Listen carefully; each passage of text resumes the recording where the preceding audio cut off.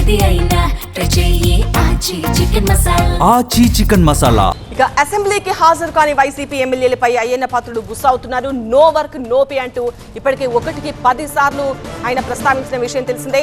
Assembly వేదికగా మరోసారి చిట్చాట్లో కూడా స్పీకర్ కీలక వ్యాఖ్యలు చేశారు. సభకు రాకుండానే జీతాలు తీసుకుంటున్నారని సీరియస్ అవుతున్నారు ఆయన. గవర్నర్ ప్రసంగం ఉన్న రోజు ఒక్కరోజు వస్తే అటెండెన్స్ పడదు అని చెప్తున్నారు. వరుసగా 65 రోజులు సభకు రాకపోతే నోటీస్ ఇస్తా అంటున్నారు స్పీకర్. గైర్హాజరయ్యే ఎమ్మెల్యేలపై సీరియస్ యాక్షన్ కు కేంద్రం లెవెల్లో ప్రపోజల్ ఉంటే బాగుంటుంది. ఆ మేరకు లోక్సభ స్పీకర్ ఓం ప్రకాష్ బిర్లాతో మాట్లాడతాను అంటున్నారు స్పీకర్ అయ్యన్న పాత్రుడు.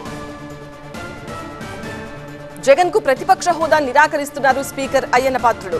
ఆయనకు ప్రతిపక్ష నేత హోదా ఇచ్చేదాకా సభకు వచ్చేదే లేదు అంటోంది వైసీపీ. అటెండెన్స్ ను పక్కాగా నోట్ చేసేందుకు ఈసారి డిజిటల్ విధానాన్ని కూడా ప్రవేశపెట్టారు స్పీకర్. అయితే గవర్నర్ ప్రసంగం ఒక్కరోజు మాత్రం వైసీపీ ఎమ్మెల్యేలు సభకు వచ్చి వెళ్లారు.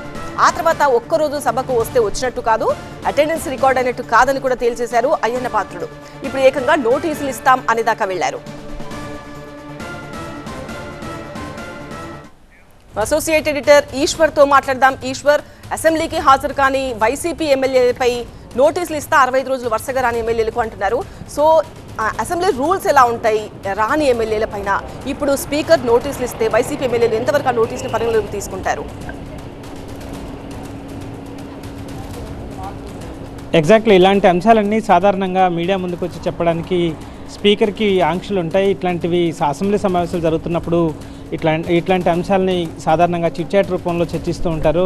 అట్లాంటి ప్రక్రియ ఈరోజు చోటు చేసుకుంది. సాధారణంగా అసెంబ్లీ లాబీల్లో అసెంబ్లీ జరిగేటప్పుడు ఇలాంటి అనేక ఆసక్తికర అంశాలు వెలుగు చూస్తుంటాయి. ఈ క్రమంలోనే ఈరోజు మీడియాతో స్పీకర్ కలిసిన సందర్భంగా ఈ అంశమే ప్రధానంగా చర్చకు వచ్చింది. ఆ సమయంలో ఆయన మాట్లాడుతూ వాళ్ళు ప్రతిపక్ష పార్టీ అసెంబ్లీకి రమ్మని ఆహ్వానించాం, ఎందుకంటే ప్రతిపక్షం లేకుండా అసెంబ్లీని రన్ చేయడం నాకు కూడా పెద్దగా ఆసక్తిగా అనిపించడం లేదు. ఎందుకంటే ప్రజా సమస్యలు చర్చకు వస్తే అలాగే అధికార ప్రతిపక్ష పార్టీల మధ్య అనేక అంశాలు ప్రభుత్వానికి సలహాలు ఇవ్వడం కావచ్చు, లేకపోతే ప్రభుత్వం తీసుకునే నిర్ణయాలని రివ్యూ చేయడం కావచ్చు, లేకపోతే ప్రజలకు సంబంధించిన అంశాలని బలంగా వినిపించే ప్రయత్నం కావచ్చు, ఇట్లాంటి ప్రతిపక్షం చేస్తున్నప్పుడే ఆ కౌంటర్ మెకానిజం ఉన్నప్పుడే ఆసక్తికరంగా ఉంటుంది. కానీ అది లేకపోవడం వల్ల కొంత రంజుగా లేవు సమావేశాలు, అంత ఆసక్తికరంగా లేవని చెప్పే ప్రయత్నం చేస్తూనే మరొక వైపు అటెండెన్స్కి సంబంధించి కూడా చాలా కీలకమైన వ్యాఖ్యలు చేశారు. ఖచ్చితంగా 65 రోజులు అటెండెన్స్ లేకపోతే వాళ్ళ మీద నోటీసులు ఇచ్చి చర్యలు తీసుకునే అవకాశం ఉంటుంది. కానీ అది నేరుగా నాకు ఆ అవకాశం లేదు. పార్లమెంటరీ సాంప్రదాయాల ప్రకారం దానికి ఇంకా అట్లాంటి చట్టాలు ఎస్టాబ్లిష్ అవ్వలేదు. వాళ్ళకి నోటీసులు ఇచ్చి వాళ్ళకి నో వర్క్ నో పే లాగా వాళ్ళని ఇక్కడి నుంచి డిస్కనెక్ట్ చేయాలంటే, లేదంటే రీకాల్ చేయాలంటే దానికి మళ్ళీ పార్లమెంట్లోనే చట్టం చేయాల్సిన అవసరం ఉంటుంది. అసెంబ్లీకి అట్లాంటి ఇట్లా అధికారాలు లేవు అని చెప్పే ప్రయత్నాన్ని స్పీకర్ చెప్పడం ద్వారా తన నిస్సహాయతని మరొకసారి ఆయన వ్యక్తం చేశారు. వాళ్ళు వస్తే బాగుండు, అనేక సార్లు ఆహ్వానించాం, రావాలని కోరుకున్నాం, కానీ రాకుండానే జీతాలు తీసుకునే ప్రయత్నం చేస్తున్నారు. ఒక జగన్ తప్ప మిగతా ఎమ్మెల్యేలందరూ ఇప్పటికీ జీతాలు తీసుకుంటున్నారు. అలా తీసుకోవడం న్యాయం కాదు కదా అని మళ్ళీ ఆయన మరొకసారి ప్రశ్నించే ప్రయత్నం చేశారు. అటెండెన్స్కి సంబంధించి ఇప్పటికే ఆధారిత ఫేస్ రికగ్నిషన్కి సంబంధించిన అటెండెన్స్ని తీసుకుంటున్నారు. అయితే వాళ్ళ మీద చర్యలు తీసుకోవడానికి ఏం చేయాలన్న దాని మీద పార్లమెంట్ స్పీకర్ని ఒకసారి కలిసి తాను చర్చిస్తాను.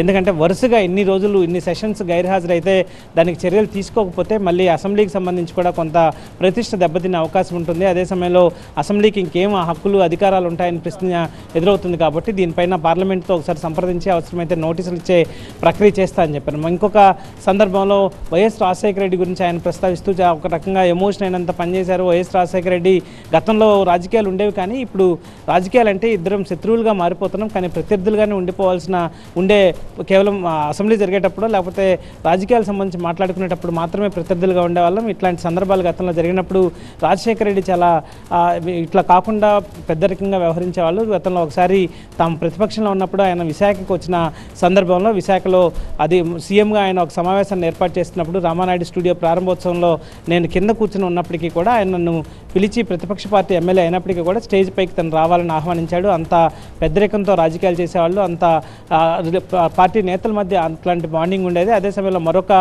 కేసును కూడా ఆయన ఇంకొక ఇన్స్టెన్స్ని ఆయన ఉదాహరణగా చెప్పారు. ఒక ఆరోగ్యశ్రీకి సంబంధించి తన స్నేహితుని కుమారుడికి సంబంధించి ఒక 20 లక్షలు అవసరమయ్యాయి. దానికి 5 లక్షలు మేము అందరం కలిసి మొత్తం 5 లక్షలు డొనేట్ చేసే ప్రయత్నం చేశాం. మరొక 15 లక్షలు అవసరమని ముఖ్యమంత్రి దగ్గరికి వెళ్తే అప్పుడు వైఎస్ రాజశేఖర రెడ్డి వెంటనే ఎంత కావాలని అడిగారు. 15 లక్షలు అనగానే వెంటనే 15 లక్షలు శాంక్షన్ చేశారు.